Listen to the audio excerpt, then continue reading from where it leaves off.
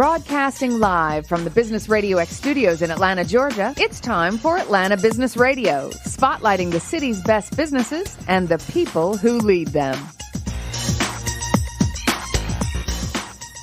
And we are back, broadcasting live from the Georgia State University Entrepreneurship and Innovation Institute.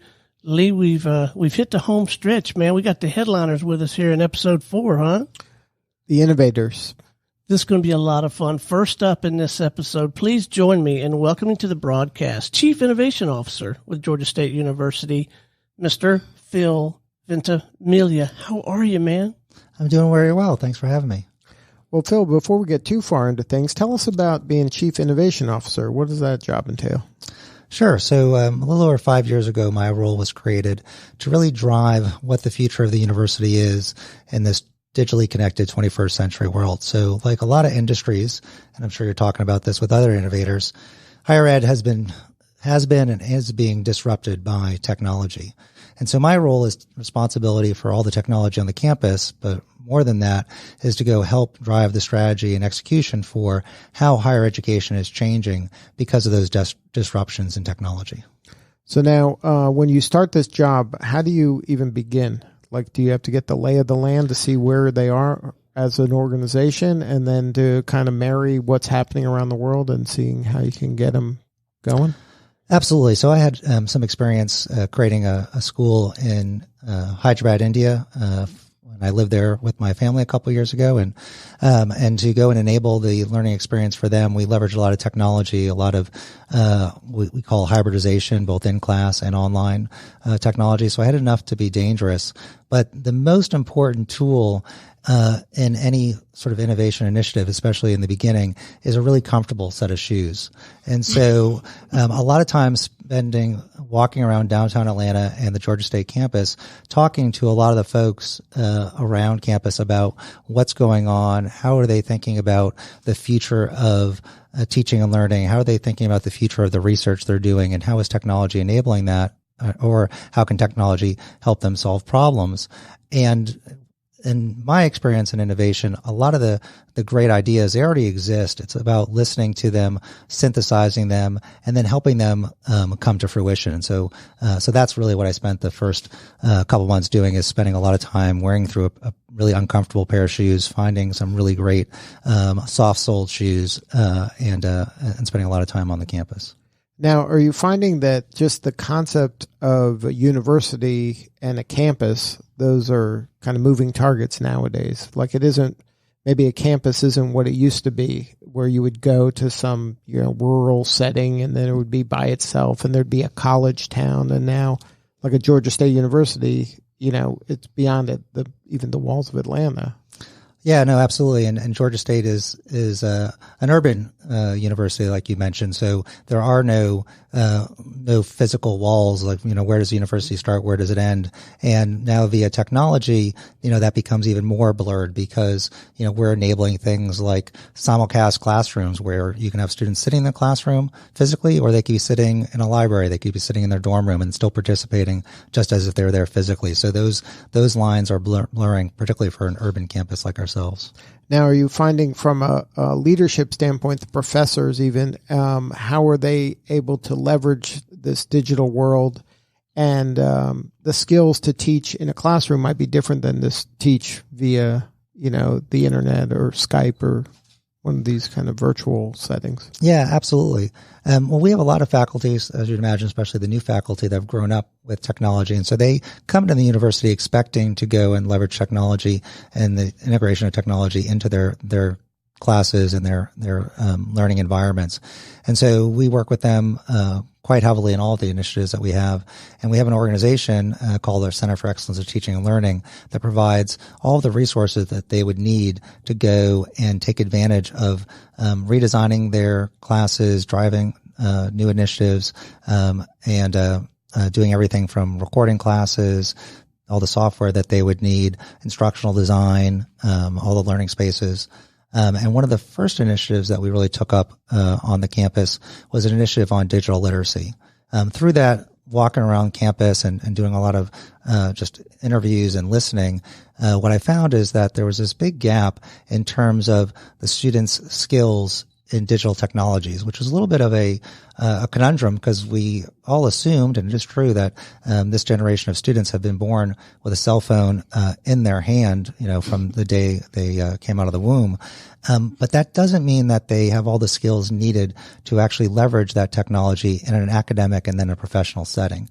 And so we found that there was this disconnect between what the expectation of the faculty was and some of the skills that our students had. And so we started an initiative to go drive digital literacy skills into the core curriculum in conjunction with the faculty, right? We brought them into that process. It came out of discussions with them and really rethought what is digital literacy. And, what it's not is teaching PowerPoint and Excel. What it is how do we prepare students to leverage all the digital tools that are available to them, and then not only know how to use them, but actually put them together in new ways to create solutions to the problems they have. Now, is part of the gap that because these kind of digital natives have been using this technology, there's a lot of shorthand that they use and they're communicating with their friends in a certain manner that maybe doesn't translate to the professional world? In a way, the way I like to describe it is for someone who's of a different generation, unfortunately, like myself, we used to talk about the consumerization of technology, right? And that we were introduced to technology primarily in the workplace and in the classroom. And then we had to figure out, well, how do we use this Facebook thing, in our personal lives? What does that really do? And so there's a lot of time in the technology field talking about the consumerization of technology. Well, we have the reverse of that with these digital natives. They've always known technology from a consumer standpoint, but the idea of using it in a professional setting to use it for work is a little bit new. And sort of a funny but sort of real example is, a student that very, very quickly can go figure out how to find on social media that person that they met at the bar or the club the night before. They are great at doing that type of research, but asking them to go do academically sound research, that's just not native to them. That's something they haven't done before. And so we can't just expect them, to know how to go and filter out, true academic research online. And so those are the type of skills we want to go enable them to learn and be able to, again, create digital solutions to real world problems. So now how does that fit into the Entrepreneurship and Innovation Institute? So one of the ways that to make that effective is you drive it into the curriculum, but then you really want to have projects, right? Experiential learning, right? Working on real life projects and doing that to go and create those solutions to drive innovations. And so the Entrepreneurship and Innovation Institute is one area of experiential learning. So one of the things that's really important and we're driving in conjunction with digital literacy is experiential learning and project-based learning opportunities on the campus. And so entrepreneurship, clearly, a big avenue for experiential learning. And working on real projects. So that's one of the big opportunities for that type of learning. There's others, such as an initiative that we're starting this fall, which we've named EPIC, which stands for Experiential Project-Based Interdisciplinary Curriculum, where we'll be embedding real life projects into the freshman curriculum that they can go work on with a team of students. And then the goal of that those projects could then continue over the course of their college career, culminating in a research project in their senior year. So now who'd you bring with you today? So I brought Tiffany Green-Abdullah from our Center for Excellence in Teaching and Learning. And Tiffany, in the early days after I finished that listening tour and wanted to embark on this crazy idea to introduce digital literacy into the core curriculum and do a pilot on it, I said I needed someone who's going to be able to lead that and drive that project. And I voluntold Tiffany to lead. That's called leadership. Yes, yeah, exactly. It's a great management technique. To come help me and project manage and drive the initial initiative. And Tiffany has a background in instructional design. She was in our project management team within the technology organization, but her true love is in teaching and learning, instructional design, and really enabling students to be successful. And so she embarked on that journey with me. It was very, very successful. And eventually, that morphed into her current role where she is, director of, and I'll let her introduce the entire title because I'm sure I'll screw it up. But basically director of student communities and involvement, and is driving a variety of activities to really enable experiential learning and digital literacy amongst our student body. Welcome, Tiffany.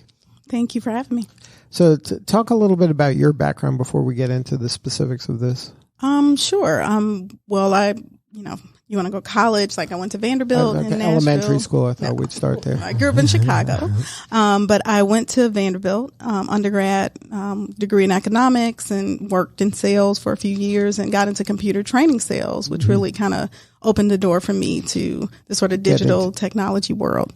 And then moved around to a couple of cities, but I started here at Georgia State, in project management office. So you were working here at Georgia State, or you didn't go back to school here? Well, no, I'm in school here now. But yeah, I went back to Vanderbilt after a couple of years and got a master's in education and technology. I was the first person in that major. Because it didn't really exist. This was like 1999. Before it was cool. Before it was cool. So then, moved around to Minneapolis and moved to Atlanta about 10 years ago. For a job? No, I moved here. I was consulting, so I was I could live anywhere. Right. And it was cold in Minneapolis. Did you notice that? Yes. 7 years was enough. Right. So moved here, but it was right during the recession. And networked my way around and got some consulting gigs and had a baby. And when the baby was about a year old, I was like, okay, I need a job, and applied to Georgia State. And it was really the first job that I ever actually applied to and got the job, because most of my jobs were conversations. Right. So now when Phil said this Digital Learners to Leaders program, what was your vision of that? Well, initially, I worked as the project manager on the digital literacy initiative when Phil first started at Georgia State about 5 years ago. And that was right, I think at the same time we were starting the consolidation with Perimeter. So I was in the PMO and we had one department, and I don't even want to get into all the names because we're the Center for Excellence in Teaching and Learning. But my direct supervisor, Dr. Julian Allen, he was, asked me to be part of this project because I told him, look, as Phil's developing projects, I want to work with students. I want to do more than just the IT projects, which were great, but I was already a few years into those.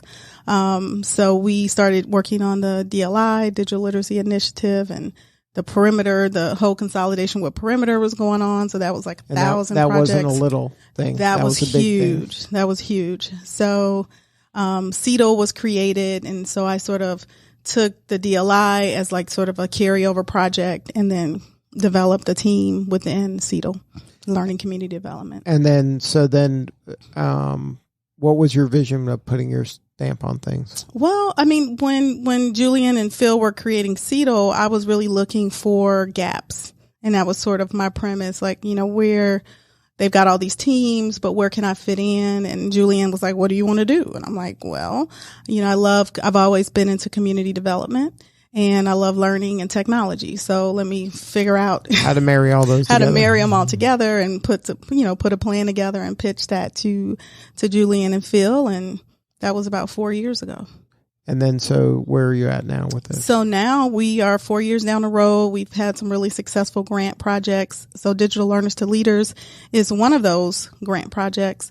We're funded by the Silicon Valley Community Foundation through Cisco Social Responsibility. We are 2 years into that grant, so we'll be starting our third cohort this fall in about a month.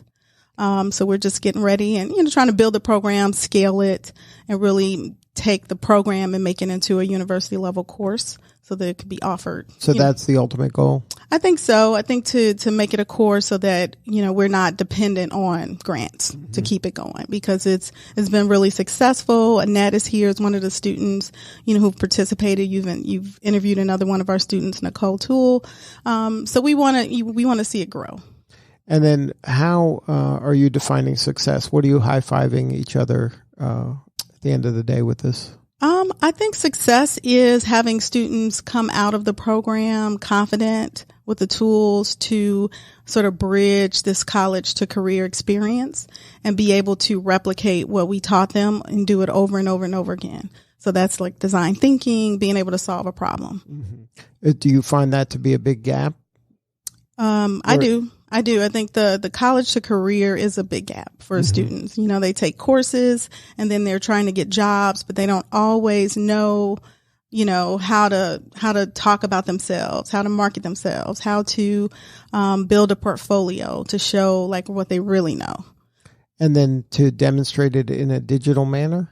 Is that? Yeah, that's definitely important. As Phil spoke about the sort of being a consumer versus a producer. Right, we a want creator. them. You need more creators exactly. than consumers. Exactly. We need them to be on the other side developing those tools and developing those technologies, especially given, you know, who our population of students are at Georgia State University and how successful we've been closing the achievement gap and, you know, between the different races of students, white students, black students, female students, so refugee students as well, Latino students. So we don't have those gaps here.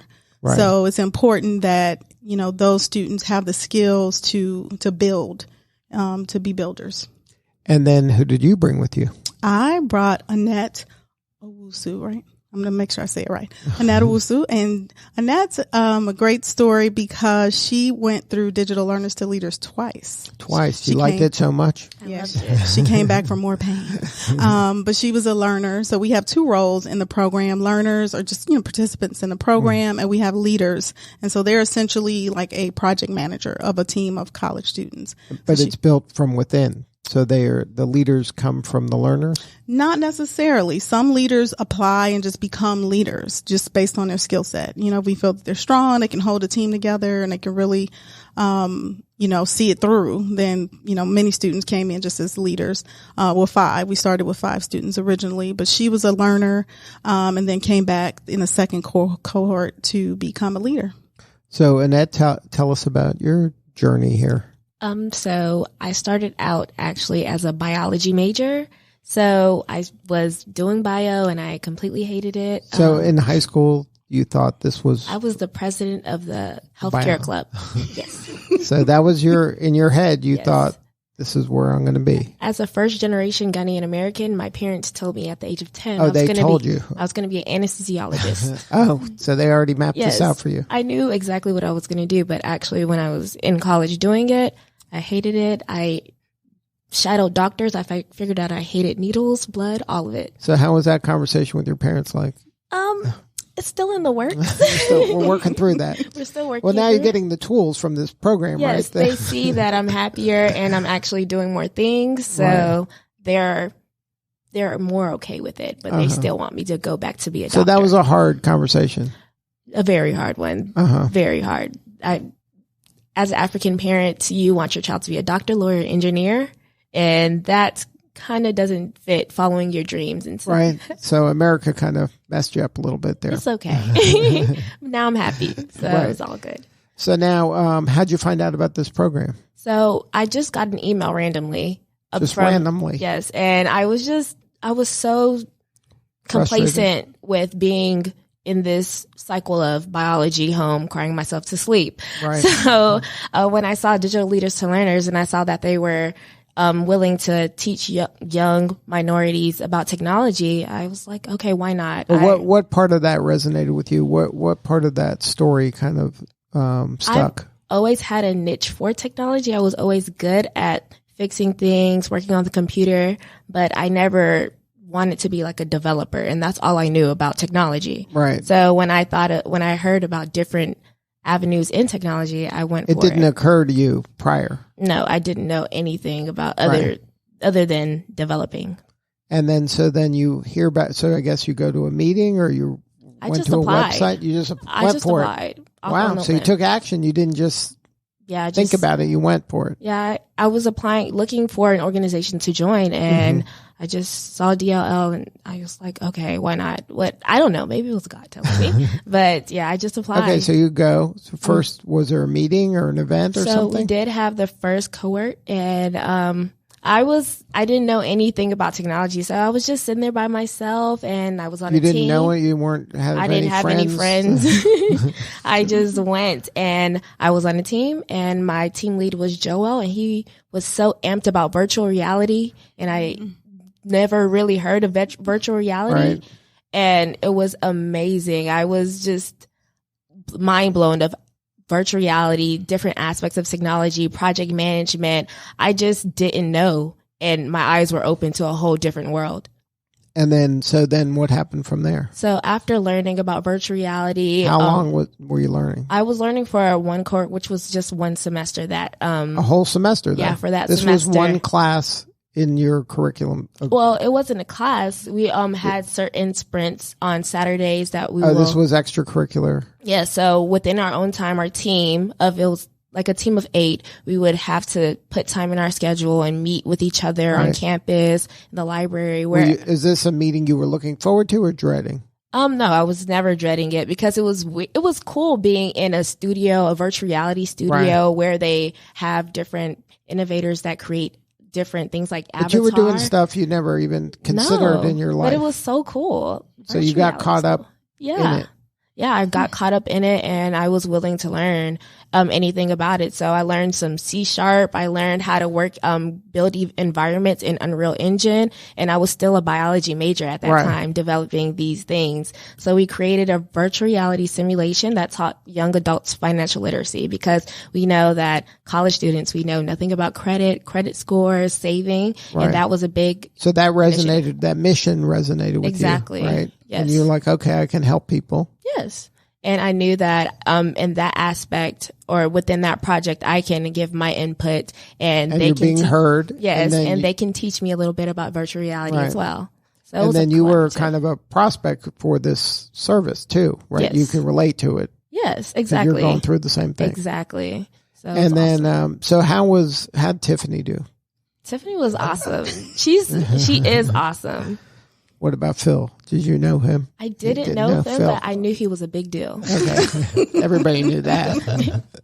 So now, so you went through it that one time. Mm-hmm. And then what was the end point? Like, did you actually make something? Yes, we did. We came up with a whole simulation. We presented it at the end of our presentation. We had a group hug, and we were in tears. You're almost crying, right? Yes, because it was a big project, and we executed, and it came out beautiful. And you created something from nothing. Yes, exactly. Right? It was awesome. That's kind of cool, huh? Yeah, and it was our names on it. We were the creators, and we were planning to take it as far as we can. So what'd your parents think of that?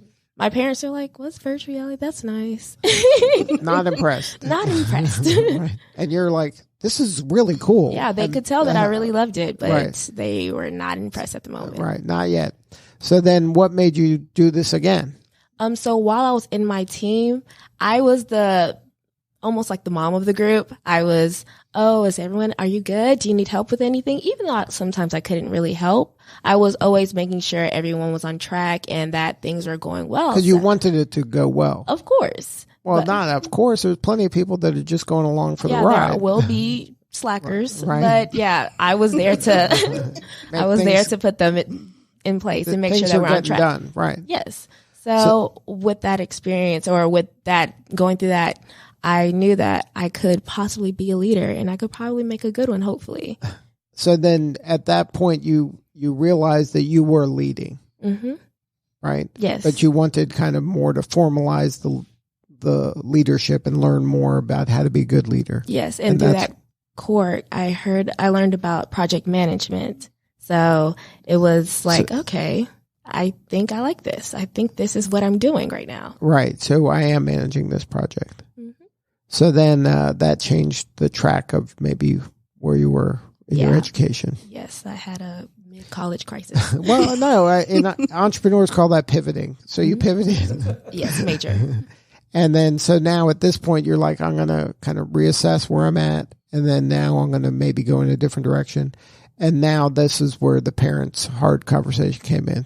Right. I kind of dragged my feet a bit to. So you started taking classes, or you weren't even sneaking in extra project management? Yeah, I started taking more like a technology class. I took intro to information technology, And I was like, okay, I really can could do this. Right. And I try to trick myself. Maybe I want to do IT healthcare, right. informatics. And I slowly started talking to my parents more about the organization. They're like, okay, can you make money from this? And like, how is this going to work out? So, eventually I just took that leap of faith and changed my major. And now I'm a computer information systems major. And then, so this DLL was important part of this whole evolution. Tremendous. The pivot. It was the reason why. If I never was in DLL, I would have stuck through and been a biology major and be miserable. Yes, exactly. So what do you think of that impact, Tiffany? I'm kind of having chills. I mean, you hope when you build something that it will work. Because a lot of what we're doing it's grounded in research. I'm a scholar, et cetera, and have some experience also advising a technology student organization called Panther Hackers.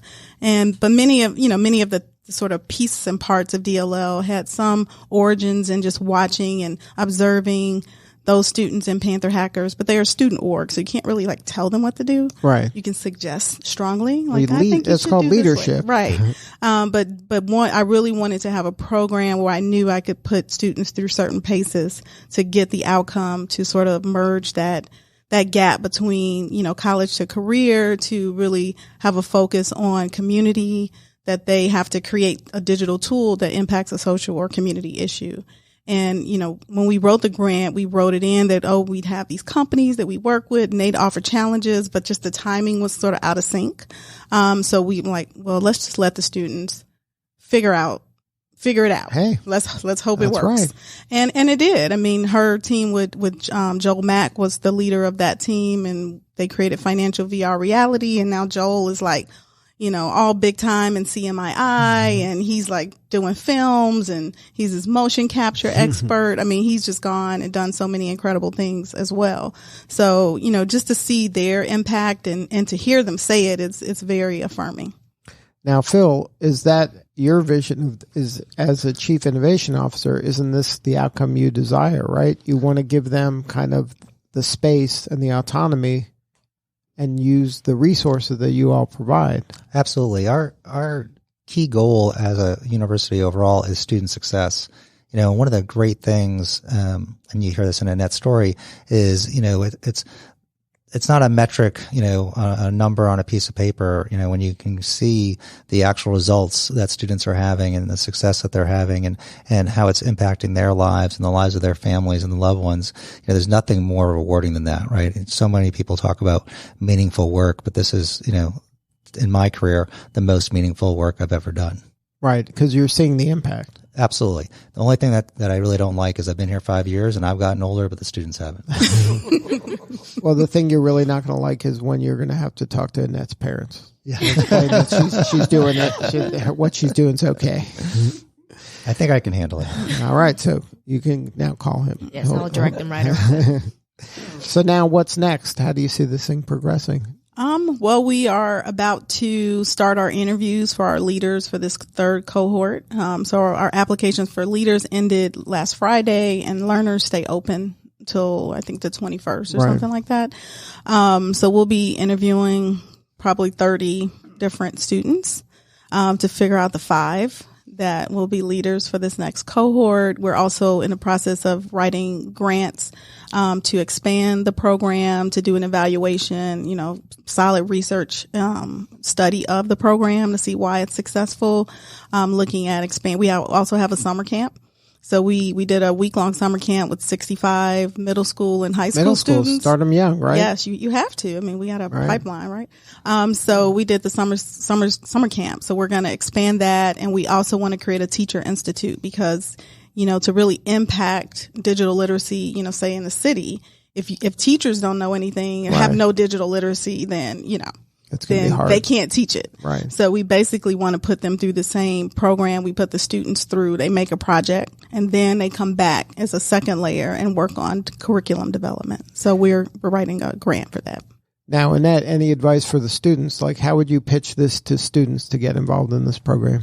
So students that are starting out in CIS, I think is a great avenue to get internships. So if most people or most students at Georgia State, internships, since we're in the city, that's what everyone's trying to go towards. So this organization looks great on your resume. It teaches you more than you'll learn in the classroom because you're actually working on projects and you have something to show forth. So if you want something to show forth to get those jobs and get those internships, I would join the DLL. But also, what about the pitch to people who aren't in a technology or digital kind of major?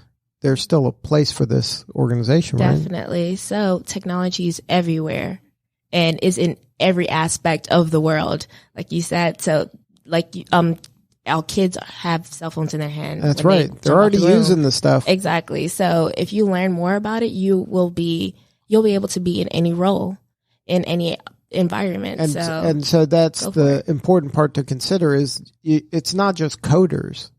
No, not at all. Technology is much broader than that. Way broader. And the skills that you have might fit. Exactly. Just open your mind to it and learn about it. Exactly. There's always room to learn. And with that blend of technology and those specialized other majors that are out there, it'll be great. Tiffany, how many majors do we have represented in DLL right now? In the last cohort, we had 33. Wow. So it's touching everywhere. Yeah. Exactly, to your point. Mm-hmm. So, Phil, if somebody wanted to learn more, or Tiffany, who's the appropriate person to kind of give the coordinates of if they want to get involved in the program? Sure. Our website is innovation.gsu.edu/DLL for Digital Learners to Leaders. You can Google us and we're all over social. So and everywhere. It's DLL or Digital Learners to Leaders. Mm-hmm. That's the name of the program. Mm-hmm. And then if somebody wanted to get a hold of you, the coordinates for you, is it LinkedIn? I'm on LinkedIn is great. Use it a lot. Tiffany Green-Abdullah on LinkedIn. And yeah. And then Phil, I know you don't want people to get a hold of you, right? No, actually, the website that Tiffany mentioned, innovation.gsu.edu, is the website for my organization. My blog is there, my contact information. You can email me directly through that link. And so, no, it's all publicly available. All right. And then Annette, if somebody wants to hire you or give you an internship, where can they find you? They can find me on LinkedIn, Annette Owusu. Good stuff. Well, thank you all for sharing your story. It's important work that you're doing. Thank you. All right. This is Lee Cantor for Stone Payton. We will see you all next time on GSU ENI Radio.